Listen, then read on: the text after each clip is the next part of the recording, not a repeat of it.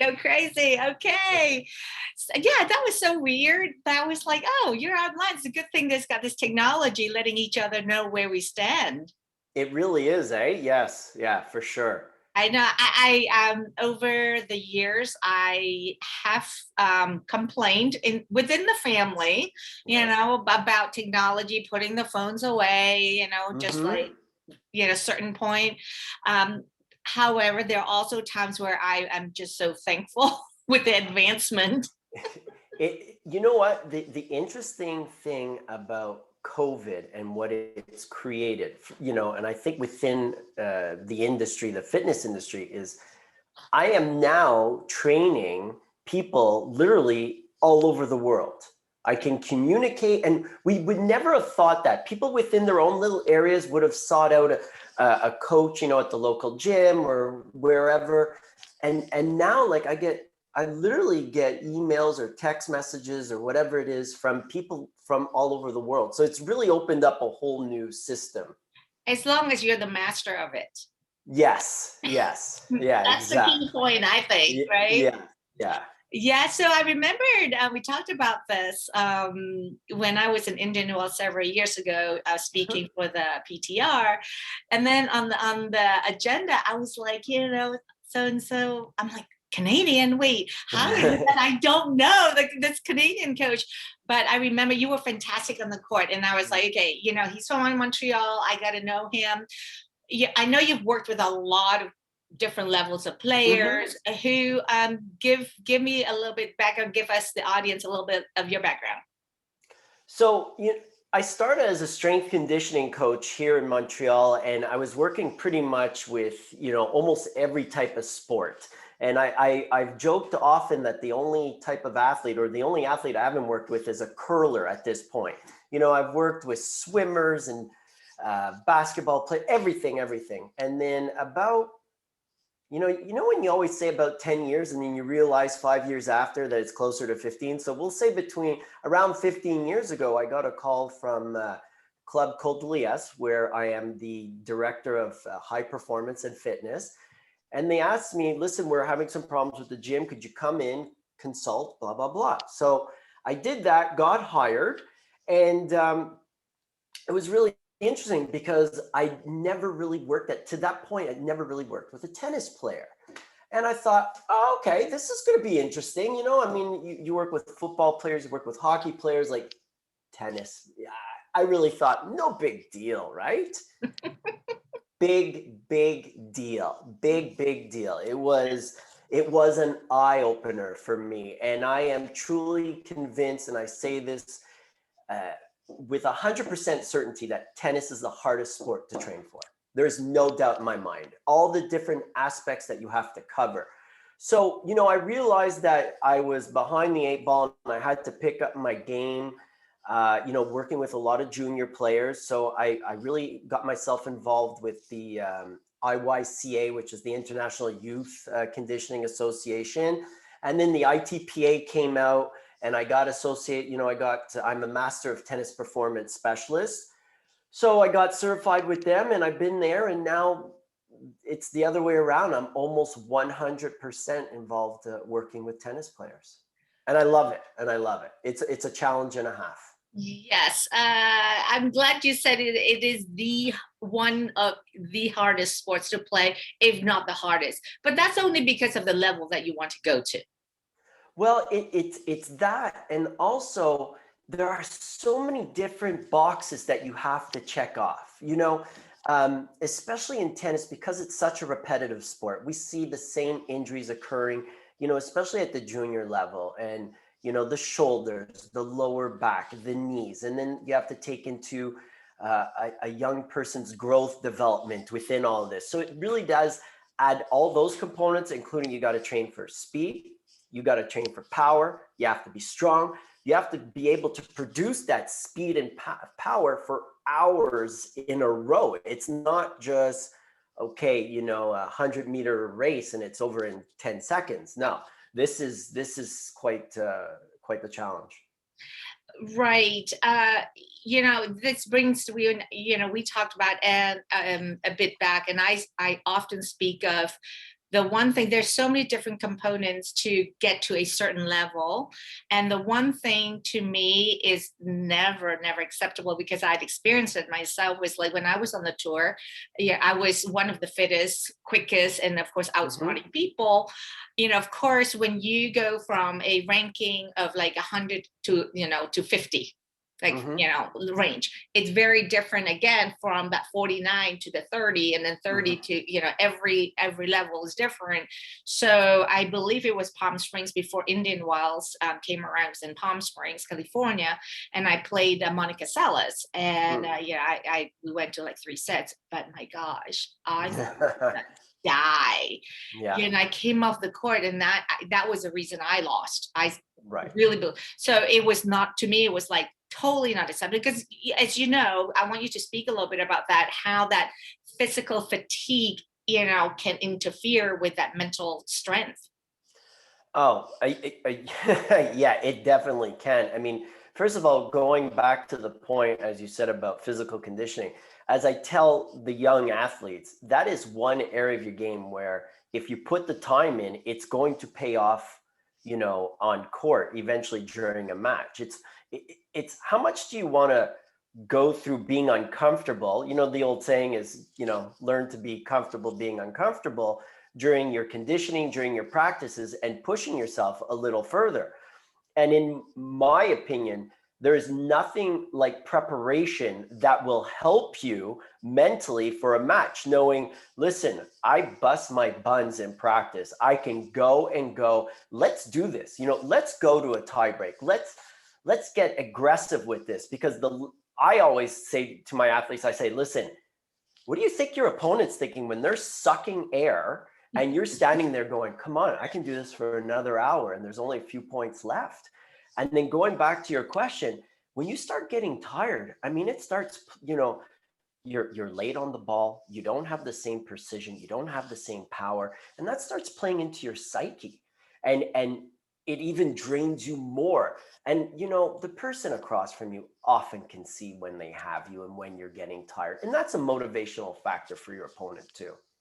Yeah, that's so true though, because in one of my sessions with a player, I'm always preaching about the way you hold yourself, your posture, the way when you go on the court, even on your walk towards the court, people are eyeing you, whether it's the college coach or your opponent, especially your opponent. I know in my time, if I see an opponent walking on the court and they don't look too fit, 30% I'm winning a purity, because I know I can outdo you. Yes. So that fitness component, holding yourself.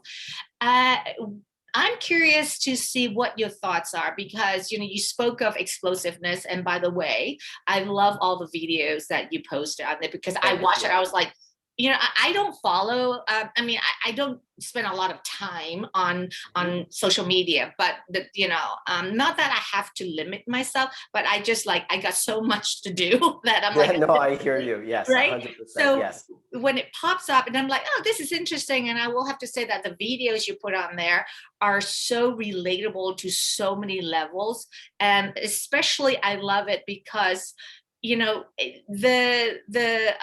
types of exercises you do is age appropriate, because you cannot possibly, that's a one thing that's my pet peeve right there, trying to do a junior with working with these weights and big things that they're not. So I want you to give me to share your thoughts on the age appropriate exercises.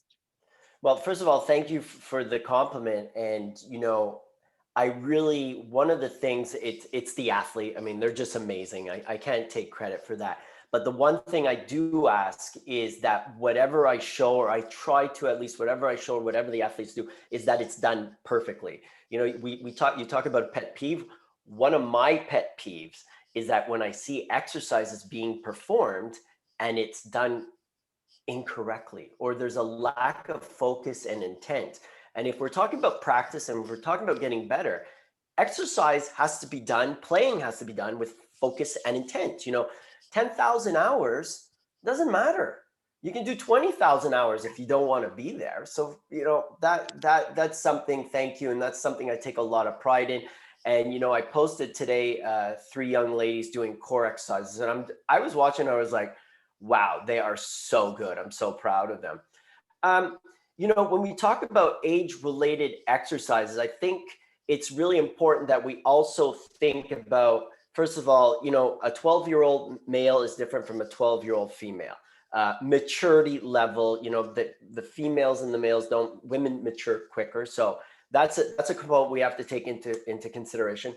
Also, the mental maturity of an athlete. I have a 12-year-old athlete. I could do so many different exercises with him. Why? Because he listens, he knows how to do what I'm asking him to do. He follows very well. Where another 12-year-old athlete, I may have to regress a little and give, different types of exercises that they're capable of doing. Having said that, also, is that we want to build the building blocks for these younger athletes. And it's never easy to say this is good here and this isn't good there. You don't want to go into depth jumps if like jumping off a box and jumping back on at the age of 12 if you've never done it. So everything is progression, Patricia. It's really important that we think about progression. And then also, how long has the athlete already been training? Because an athlete that's 12, that's been involved with sports their entire life and had, different type of drills, even if, it doesn't have to be always tennis, it could be soccer, baseball, whatever it is. They have a different training age than a child that's just coming out and has only played tennis, for example. So as much as I'd like to say that there's different, you could easily categorize, I think every young individual specific to their needs. That's how you base a training program. Having said that, one last thing is, yes, you want to progress from the basics and you might go quicker and move up. So we're talking about jumping, right? So how I progress my athletes is I just teach them how to land, because everyone thinks jumping is always about jumping, but you have to land. And the impact of landing is something that I want to see the athletes absorb the ground, show very good form with it. So it could just be standing on your tippy toes and coming down into a landing position. So some athletes may spend 2 weeks there, where some might be like, okay, we can progress a lot quicker. So it's hard to put that. No, it's the technique, because I for the audience, and from personal experience, it's not just how quickly you get out of the block, is how quickly on your recovery as well. Mm-hmm. And the third component, where I see it's also important, is like you're talking about the landing, right? You got to stick that landing. And a lot of times I see young players, let's say they do a 1-foot hop across the baseline. Yeah. They just go, go, go, go. So to me, it's like, okay, fine, you go, go, go, but you're using your momentum. But let's say you slow it down, which is actually harder when you slow it down on that hop and stick that landing for a second or two without losing balance. Then you go again. And that's what, that's why I love those videos, because it's very obvious that technique, it's incorporated, is highly sought out in each exercise. Yeah. I really like to, sorry, go ahead. No, you go. No, you go. Go for it. I like 2 things that you really said there, the landing and sticking it and showing that you can be stable on one leg, because let's face it, tennis is played on one leg more often. I mean, it's always off of one foot, transfer of weight. That's really important. And the second thing I really enjoyed is, you said about getting out of the blocks, but recovery. So many people are always interested, because probably the number one question I get from parents is, my son or daughter needs to become more explosive, that first step explosivity. And it's always there. And that's we could have an hour conversation just on that. But a lot of people are forgetting that you're creating a more efficient, more powerful engine. That engine has to have better brakes. Yeah. And if you're running to the outside for a wide forehand and you can't stop, well, the next, if you get it over the net, your opponent has a very wide open court to return the ball. Well, absolutely. In my workshop, obviously I don't talk about fitness, but it's almost that I cannot avoid it because like the tennis component, the fitness, and the mental, they all integrate with each other for sure. And I'm just so happy now that my clients are taking advantage of what I am, in the workshops, what I am sharing out there, because it's one thing that people know they need, is quite another to really get behind it and let's do it. And so I'm working my way in there, like, convincing, yeah, like, there is a do, just like you mentioned earlier. Yeah, we're in a lockdown, more restrictive getting, on the open air doing the fitness or the mental training. But because of Zoom, you have to you get very creative in preparing, because you cannot not prepare. You cannot just wait at home, not do fitness, not do your mental, mental training, or be a student of the game until everything's come back. But by then you have lost 18 months, literally. It's a lot. It's a lot. So now I have players who are in that 15, 16-year-old range, where they're growing a ton, of boys, they're becoming a man with a goatee and the beard and all that stuff. And of course they're the age of going to the gym, and all they want to do is explosive stuff, like lifting, right? And I have seen where would like your thoughts on this. Being explosive is completely different having endurance on the court. They're two different things, because this one player, he's very quick to get off the mark, gets to the balls very quickly, recovered well, but the endurance part is not quite there. So explain the difference to the audience, please, if you will. Well, first of all, it's funny you should mention that about the males 15, 16, because they want to go in and do bench press and biceps and get the beach muscles ready all the time. And unfortunately for tennis, having big pecs isn't going to win you many matches. It might get you a lot of looks on the changeover, or but it's not going to cut it. Working explosivity, it's different systems within the body that we're trying to train. So being explosive and endurance, you have to be able to repeat that explosiveness for a long period of time. So you still want to train your plyometrics, your jumps, your med ball throws, all that stuff. But you also have to be able to do that for a long period of time. And in my opinion, a lot, we do conditioning at the end to help with the athlete's endurance.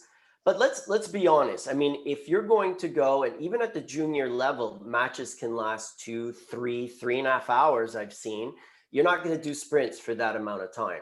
So it's really about being able to incorporate the endurance part within the training, the practices with the coach or with another friend, playing matches that will challenge the athlete to have that stamina, that big stamina that they need for long matches. Well, talk about stamina. Yesterday, I don't know if you had a chance to watch Dennis's match with Nadal yesterday. Oh, I was working. I just was checking my phone every 2 minutes. Yeah. Oh, I tell you, I was working, but I'm like, oh, you know what? This is really more interesting. I'll just do, put my. So I ended up watching 3.5 hours of a match right there. And what was absolutely, to me, everything was on that court. You talking about the fitness, explosiveness, the stamina, not starting the match well. Nadal did not start the match well because, Dennis was so on top of him, and that mental aspect coming into, and the gamesmanship that comes into play, that you got a bit of everything. And I really, encourage when that match comes on YouTube, for everyone, every player to study it, the mental side that goes with it. For me, there's a difference between tennis fit than somebody just physically fit. Yeah. Right. 100%, yeah. So you take the floor on that. First, I'll just say, I was talking about practice for conditioning. So a few years ago, I was at the US Open with an athlete, and right next to us Nadal was practicing. And it really left this imprint on my brain, and this ingrained thought that the way he practiced was exactly the way he played. the intensity of it. It's no wonder he's so great, because I'm speechless when I talk about it, because I still remember him hitting the ball, and I'm looking over going, wow, this guy during practice, it's the same thing as a match. And I think that's lost on a lot of the junior players and other players, that's what you have to bring every day if you want to be great. And it's just not the effort, it's the mindset also. I mean, it's not, let's be honest, that's not easy, right? To come show up every day and try and give 100%. There's some days you just don't want to, and you only have 80. But my theory is, if you only have 80, then give 80. Don't give 60 of that 80. Go get that 80.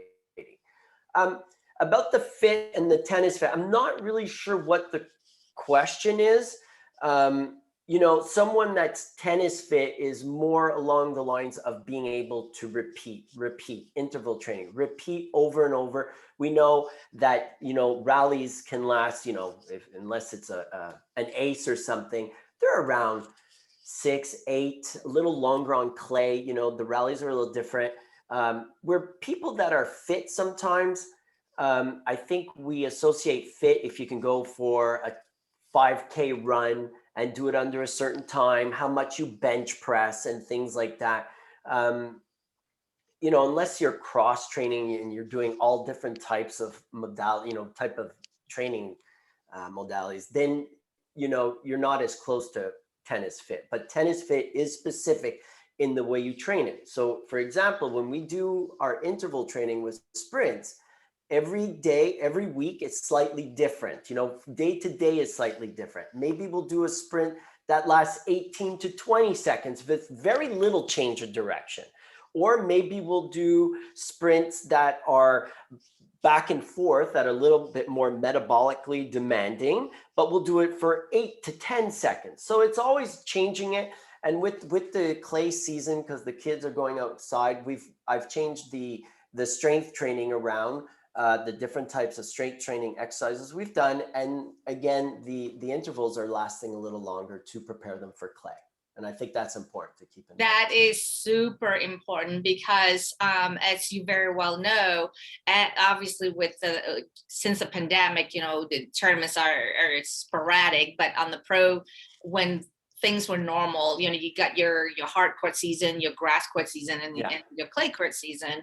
And my fitness coach at the time, who was fantastic, and he did exactly what you're doing. It's like he actually studied the matches, the duration, average out the duration of time on clay. So so let's say I'll finish the hard court season, maybe it's like a 20-second deal. That's what it averages out per point. And so our training would be around the 20% of the duration. And then it would switch over to clay. And then then everything just went into like a 45 seconds, just like longer. And of course, when we went to grass, it was like, 10 seconds, 6 to 10 seconds. That was it. So, and it has to be modified that way. Canadian players, I feel, because, we live in the States and Canada, right? So we get to see, even in the States, right? If you play a Floridian, players from Florida, their game style is very different than somebody who's up north, where they spend a lot of time indoors, because it's just, that's what I meant by tennis. We have worked with a player years ago from Montreal, and she was probably the hardest worker of the entire group. She was very fit. She, did more than everyone did, or wanted to do. Her desire to be fit, I mean, she was sculpted very well. However, when she went on the court, it was just that. It was the sculpture of her well-being. She couldn't relate the fitness into her tennis, where I feel a lot of players don't do. That's now I get you 100%. It's funny, because some coaches will devise a training program for a tennis player or for athletes, period, more like a bodybuilder. It's pretty looking, it's nice looking, it's aesthetically beautiful to look at, but it does not translate onto a court. I mean, you have to train listen, first of all, for an athlete, I wasn't joking. I mean, front of the body is really for the beach, the biceps and the chest, and the back is for an athlete. Now, I've never seen a power athlete with a small butt. I mean, with a small butt, Yeah. it's got to be there. This is where your power is coming from, and you have to be able to take that strength and those muscles and translate it into power. I mean, it doesn't matter how strong you are if you can't translate it into power. I mean, that's why we have to train medicine ball throws, and that's why we have to train plyometrics to take that strength and make it something that the athlete is capable of using. Quite right. That medicine ball has become a friend, the best friend ever. Mm-hmm. Right, when we are on the tour, players warm up with medicine ball. Yeah. They just change the weight of the ball, so depending on what they need it for. What's your take on, I know it still goes around, the belief that if you want to get your endurance up, you need to go like run 5 miles. What's your take on that? Oh, you're ready. Now, before you said the medicine ball, and I agree, the medicine ball is great for, developing power in your swing, for warm up, like you said, it's a light ball. I'd like to point something out. I think it's really important. And what I see often is people using medicine balls that are too heavy for themselves, especially the junior players. When I see a 12-year-old with an 8 to 10 pound medicine ball, it makes me cringe. First of all, the form isn't nice. And we're not training power anymore. If the ball's coming through slow, that's what you're training. You're training more of a strength. Now, there may be a time and place for it. But again, I think it's important that if you have to judge the weight of a medicine ball, it's probably better to err on the side of lighter so they can experience that rotational force. Yeah, it's funny. And I have this discussion with parents all the time, like, oh, this summer joining a running club and we're going to go running in the hills and, 5, 10K. And I'm like, no. If you want to go out and you want to do a run every so often because it makes you feel good, you find it relaxing, hey, go crazy. It's my pleasure. I want you to do it. But if you're using 5K as a mode of training and you're doing it often, it doesn't translate to the sport. I'm sorry, it just doesn't. And the other thing that I'm always concerned of, especially when it's a younger athlete, is that it's going to make them slow. Yeah. It's going to make them slow. That repetitive jog. We're influencing the slow twitch muscle way too much.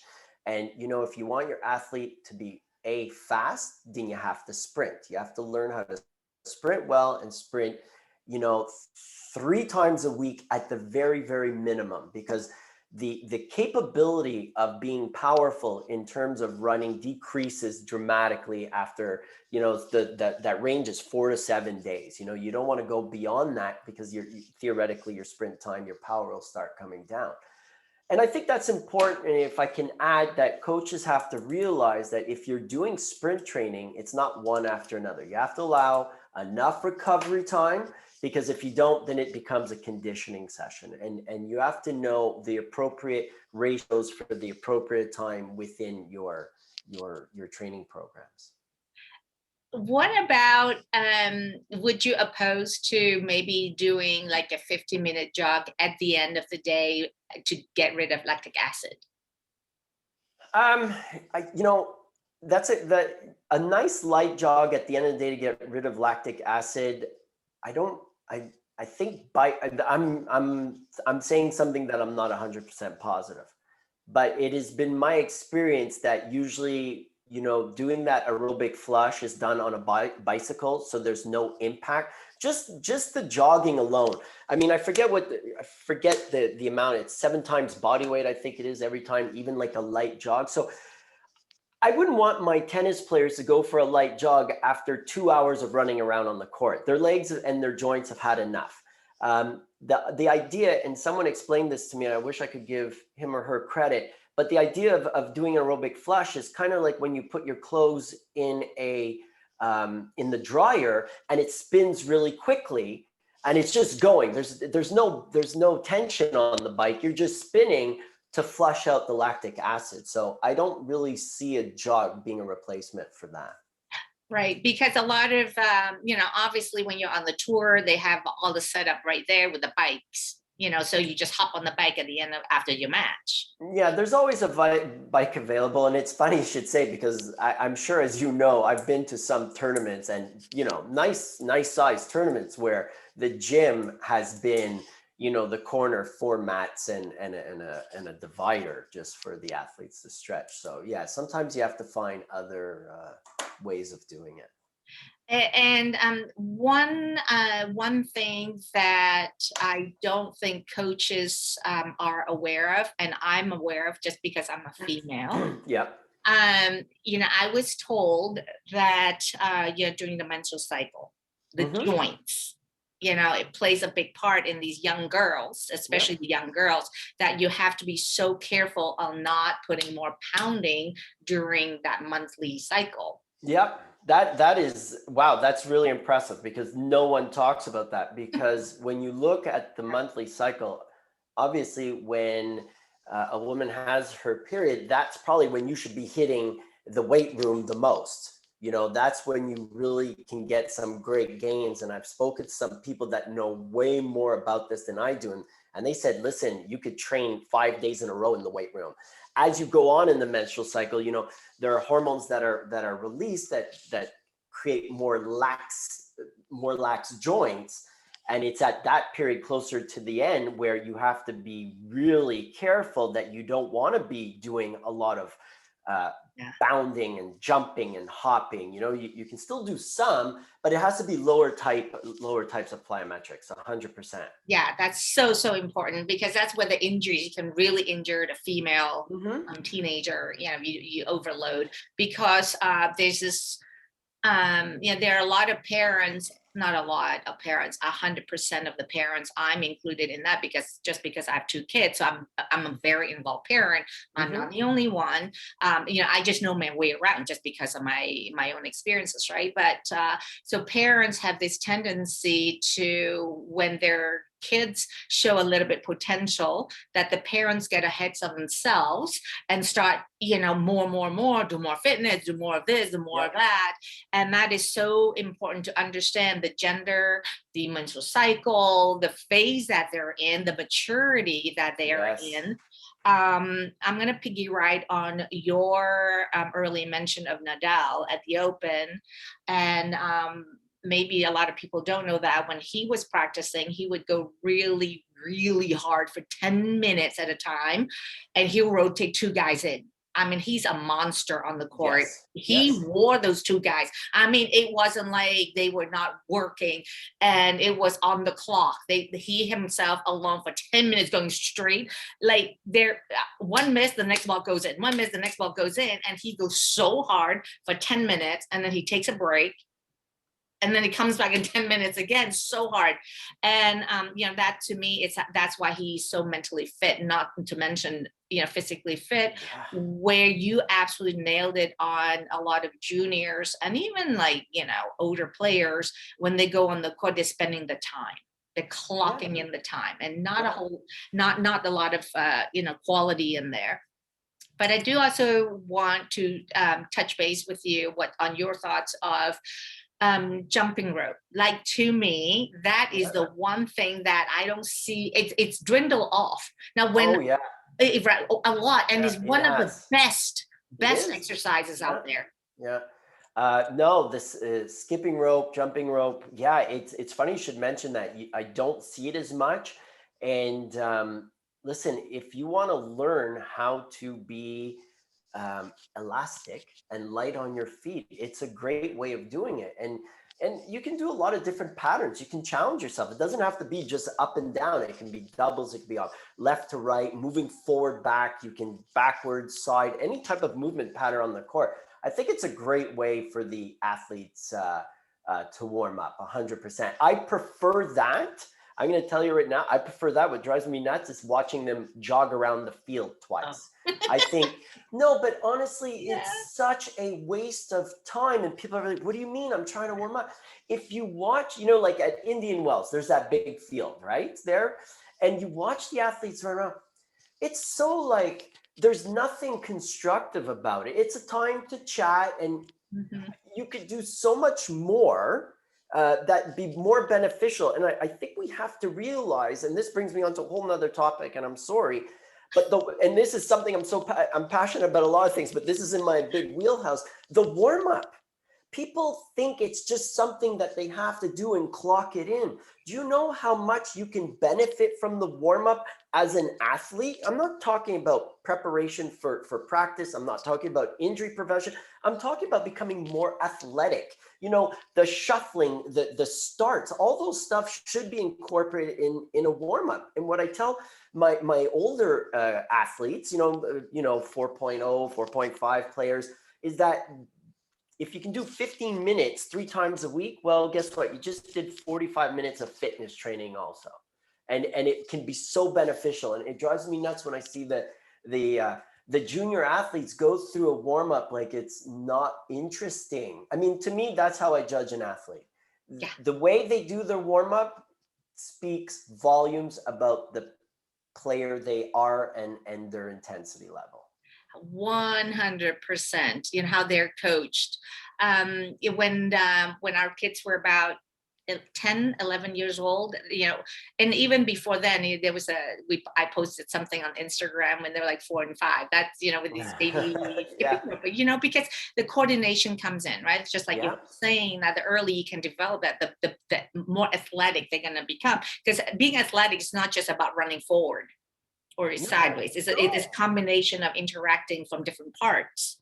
Yeah.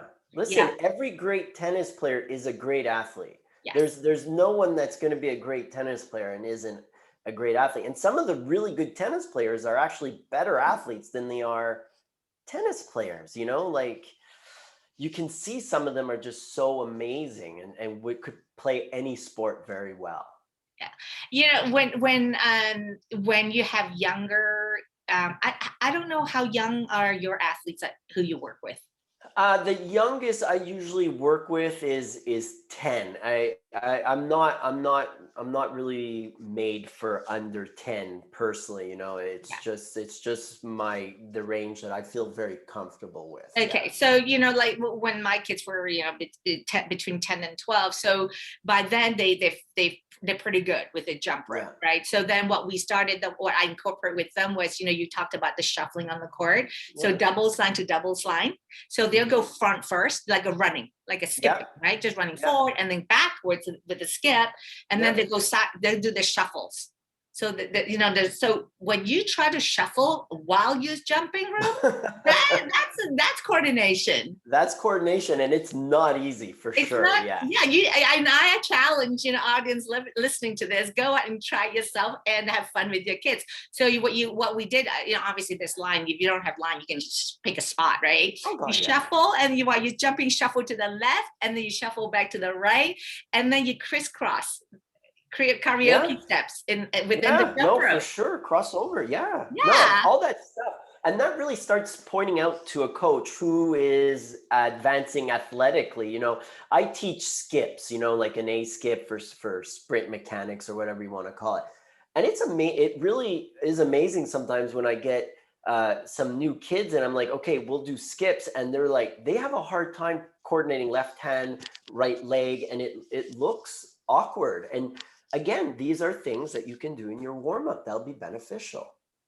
Oh, you know what? There's one that when I was still involved with tennis, because I do all that warm up, just like you, I was really big on good warm up, because for me, it drove me nuts where I see these kids warming up like it's social hour.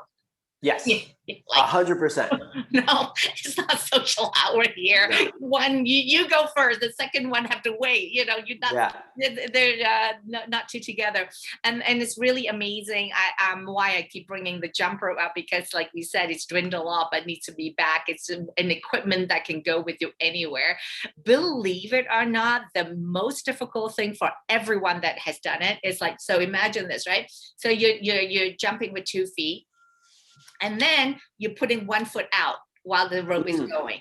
So this foot is that you're jumping like this, right? Only 1 foot while this is jumping up and down. This one's going left. But ultimately what they do is they go like this instead. So there's that coordination of this and then this, right? So something fun for parents. Go try it out with your kids. Yeah, and inexpensive and can be done literally anywhere. You can do Yes. it. Yeah. So it's brilliant. Yeah, Stretching. Let's move on to stretching. please. Okay, I see another spot No, I'm hitting. no. What That's there's a wonderful. lot of different. What would you like me to? What area of stretching do you want to discuss? Let's go. Because Let's go static stretching after your training, because we yeah, know what the pros do, but yeah. it's good to for the juniors and parents listening in what they should be looking for. Yeah, I don't mind static stretching. I mean, our kids do static stretching at the end. It's a requirement. I think I tell them they have to stretch at the end. I think walking off a court or out of the gym without doing any type of recovery work is extremely important. What I would throw in with the stretching is I really am a big believer in foam rolling. I think that is huge. Not only from the literature, which can go either way on this. I mean, let's just be open with everybody. Some people believe that it does nothing. From what I've seen with the athletes and myself personally, I've had some problems where I just dug into foam rolling and it's really helped me physically on a lot of different levels. And then there's also, you have to do mobility work. Mobility work for the thoracic spine. I mean, if you can't rotate, I mean, how are you playing tennis? And if your hips go, if they're not well mobilized and the ankles, then something's going to happen somewhere up the chain, the kinetic chain. There's no doubt about it. Because when an athlete gets a shoulder problem, first of all, every shoulder is different. So you can't say it's always a rotator cuff. It can be a million different things. It's not always because the shoulder's weak. They get all these elastic exercises, which are great. Don't get me wrong. But if the thoracic spine, the mid back is not moving, then the arm has to work and do a lot more to make up for your lack. And the body's very smart. It will always find a way to do what you want it to do, but it doesn't necessarily mean it's the right way. Yeah, I heard something really interesting. Serena, traveling with her fitness coach now, I heard that yesterday, where when she's done with practice or on anytime she's finished on court, they'll do reverse. They'll do the Yeah. reverse stuff, right? Because you serve, you're always going one motion. Yeah. So now he's having her to do, the reverse Yeah. to balance out the entire mobility of her shoulders, Yeah. because we tend to go this way as a player all the time. Well, we tend to go that way in life, period. I mean, but it's true. As we're sitting here, we're both leaning towards the camera. If you're on your phone, if you're eating, if you're reading, if you're watching TV, you're driving, it goes on and on. And this is one of the big obstacles that the kids don't realize. They're on their phones so much, whether it's at school, at a counter, whatever it is. The shoulders are going to go forward, and people have to realize that even though you've incorporated a good health shoulder program, well, that 10 minutes, it's really difficult to override hours and hours of bad posture and playing tennis with a 10-minute shoulder program. So it takes dedication throughout the day in order to achieve that. But of course they're doing the reverse. I mean, internal rotation of the shoulder after a match decreases, I think, anywhere from 16 to 20%. So you got to bring back that rotation again. Yeah, it's an interesting fact, and it actually it happened to me. So I played with a half torn ACL for 10 years on the tour. Right. So when I first did it, of course, it was like, oh, you got to go with ACL repair. And I'm like, at that time, it's not as advanced. So I'm like, we're talking, I think I was like in my late 20s. I'm like 9 months off. And then I'm like, forget it. My career will be just, might as well call it. So the doctor, so we did rehab and so forth. So he told me this, I had to wear this custom made brace. Oh my gosh. It was like, just a really lightweight, whatever. And I went to New Zealand with that brace on my knee. After 2 days, I called him. I'm like, it's out, I'm not wearing that because I can't possibly be playing on the tour and be wearing that brace. I've already lost 40% before the match even started. So, and then he goes, okay, fine. This is what you're going to have to do. If you even want to have a chance to keep playing, you got to really build up your hamstring work. Your hamstring has to be that much, triple, quadruple the strength of your quads because you know this and that. Religiously, I went in every single day. Anything, I mean, there's only so much you can do with your hamstring. Yeah. But and then, you know, we'll fast forward like a year or so after, one of the coaches didn't know the history of my knee. He's like, wow, you know what? Your hamstrings really looks really strong. So that was a compliment. But what I just want to point out, because those are some of the things forever I'm teaching players and speaking to parents. Don't just focus on the obvious. That's the front part. It's the back part. There you go. You see? Yeah. Back is the athlete, front is the beach. I'm curious, how did you tear the ACL? I was in Washington playing an indoor tournament, got wrong-footed, foot got stuck, and Yeah. Okay. yeah. Yeah, you know, a stat that always blows me away is that women are 2 to 7 times more likely to have an ACL tear than men. Oh, that's Yeah. interesting. So when we talk about being able to land properly, that's really important for women, because you know, if you have an athlete and they're doing, like, let's say squats or a squat jump, and you see those knees caving in, that's a big indicator that you have to start working on, you know, the glutes are really important to stay strong, and obviously the hamstrings to help out too. So I thought that was always important. That's really interesting. I never knew that. See, Yeah. I learned many things today from you. So before we sign off, what would your suggestion, because we have, you know, audience, parents of 10 to 12-year-olds, and of course you have the middle range of 15 and 16, and then you have the older. So let's go with 3 different age categories. Yes. What would be one exercise that you would recommend for the 3 different age groups? Oh, wow. That is On the spot. Let's go. on the spot. One exercise that I would have to recommend. One exercise. Whew. You know, it's funny because when you say one exercise, you think right away strength, or you think, and I'm trying to, one exercise. Or even injury preventative. Even Yeah, well, that's what's going through the old filing cabinet here. You know, if I had to give one thing, what would it be? You know what? No matter what I say to you, after we get off, I'm not going to be happy. we're gonna have a follow up. Then we're I'm gonna not have a going to be follow up. happy with anything, because I'm thinking, okay, well, you have to have strong legs. Okay, that you have to have a strong back. Okay, so pull-ups. Wow. It's a very different. Yeah, I know why. It's a really tough thing, you know, it has to be an exercise where you get a lot of bang for the buck. So I'm not going to say something like wrist curls or something, or a forearm stretch. It has to be something that helps you in a lot of different movement patterns, multi-joint.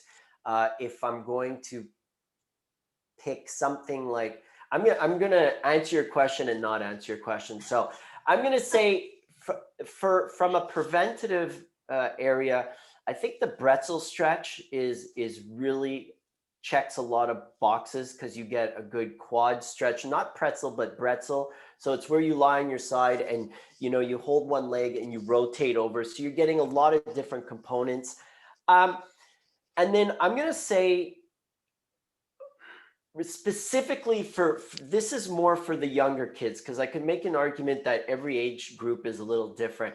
I think learning how to squat properly is really important, because the squat will tell me so much about the athlete. When an athlete comes to me and I do an evaluation, I watch them squat, and from the squat pattern I can start seeing where, A, do they know how to do it properly? B, do they have the strength to do a few in a row without their legs tiring out, no weight? And where is it going wrong, if it's going wrong? Do they have an ankle problem? Do they have a hip problem? Are they tight somewhere within the chain? So yeah, but if I had to pick, wow, I'm really dragging this out and I apologize. I think Great. I would go with a single leg squat. Like, if you can pistol squat or get on a bench and do a single leg squat where your foot's almost coming down and touching the ground, you can come down and up on one leg, you're impressing me. What age is that? For the middle? Is that, or for the older? I No, I would say middle and up. I mean, Okay. I haven't seen too many young kids that can come and do Yeah. uh, a single leg squat. I'm thinking of our group, and I said that because we started introducing single leg squats, but they're permitted to hold on to like a very thick elastic, for assistance. But I have one girl that's 14. She can hold 15 pounds and almost get her butt to the ground and up again. So Wow. that's very, That's very impressive. important. Yeah. That's impressive. And there's no reason why you can't start challenging the younger kids once they've established a great squat pattern to do it in a single leg. Because what happens is they do it in a single leg and the form just deteriorates and it doesn't look like a squat anymore. It should still look pretty much like a regular squat. So Yeah, that's a hard thing. And I love squats in my days yeah. because I just feel so strong from my hip and around my core and my hip. Oh, that midsection. Yeah. But I would say now, having said that, is that it's important that once you get really good at squats, I think the single leg squat, the split squat, the rear elevated foot squat, that's where you want to head for sure. Because being able, it's amazing when you watch someone squat like 300 pounds, let's say, and that'd be a good amount of weight, and then can't do a single leg squat. That goes back to our discussion of fit and tennis fit. Like I'd rather my player be able to single leg squat, then I don't care if they can do 300 or not. Yeah, for sure. I for me, for young players, I feel it's really important that we spoke about the coordination. Yeah. With the jumper coordination, like for me, it's like, because that can go such a long way into the future. So by the time, to me, it's like between 10 and 12, because I feel like too many parents are so they're just focusing way too much on you got to do, you need to start doing weights. They're young, 10 to 12, let's get the coordination. And I bet a lot of that age group, if you test them with that coordination, the percentage may be quite low. Yeah, I would agree with that, and I would take that a step further. It's not just about getting into the weight room. It's just about being on a tennis court too much also.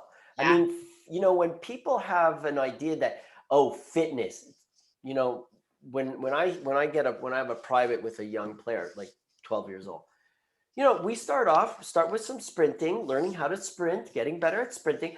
And then people might be listening, but how important is sprinting? Okay, I understand lateral movement makes up 70 to 75% of movement on court. I get that.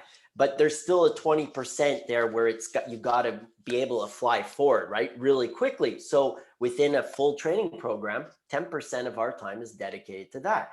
But then it's, learning some jumps and learning how to med ball. But then we do movement patterns. It doesn't always have to be tennis specific. I mean, I can put out a bunch of cones, run here, back pedal, crossover, make it very dynamic, challenge your athlete. Because if the athlete can perform the exercise really, really well, find something to challenge them. You don't want them plateauing at the age of 12 fitness wise. And then we finish off with a fun little circuit, Yeah. A couple elastic bands for some rows and some lunges and stuff like that, and make it fun. I'm gonna and you're gonna appreciate this story. I was in college when I was 17, and by that time I was on the ITF Junior Tour and a Pro Tour. So tennis. So I've been out there for a long time. So I come to college, and then there's this. He was an athlete. You could tell he was and he kept on coming to watch our practices. And of course, I'm just a little bit wary. I'm like, okay, this guy, I've noticed him. He's sitting there watching, like, what's going on? He finally approached me. Turned out he was an Olympian track at the U.S. Olympian team. And he's like, you know what? I noticed that you're doing this and this. I can show you a much more effective way to get to the ball. And so he comes to the courts, and we work on I was 17, 18. He was doing these dynamic movements on the court, and it was so effective, which I had actually was able to implement in my own. But coming to your point, is not always about huffing and puffing. You got to do it right. You got to be specific in what you want. You got to know what it is that you want on the court. Yeah. It's funny you tell that story, and it made me think of a story about Gil Rez, who is Andre Agassi's, lifetime fitness trainer, who's just a phenomenal human being. And he tells a story about when him and Andre were first together, and they flew out to Texas, and they met with an Olympic sprinter because they wanted Andre to get faster. So they said, and I think I'm telling this correctly, they said, "Oh yeah, we do a lot of running and stuff like that." And he goes, "How many times do you start and stop in the middle of a match?" And they're like, "Hundreds of times." Well, that's what you're conditioning, and that's what you should be working on. So you really want it to be reflective of the sport you're doing. Absolutely. Well, Dean, I am sorry that we have to end here, but we need to have a second talk. Where Yes. can people find you? So they can find me on Instagram. I'm at baselinepower.com, but it's underscore baselinepower. Okay, I'm going to do that again. Underscore baselinepower. Well, I have my website, baselinepower.com. And then on Instagram, it's underscore baselinepower underscore. You got it. Finally. Got it. That's right. There's the underscore that threw you off. Yeah, absolutely. Yeah. Yeah. Well, thank you so much. My pleasure. Meeting you Yes. back then and speaking with you. Hopefully we can get together in real lovely. person, in live person. It would be lovely. It would be really nice. Yes. Well, stay safe. And on behalf of the audience, thank you so much for spending the time with us and for sharing your insights. Thank you so much for having me. Have a great day. You too. Bye-bye. Bye-bye.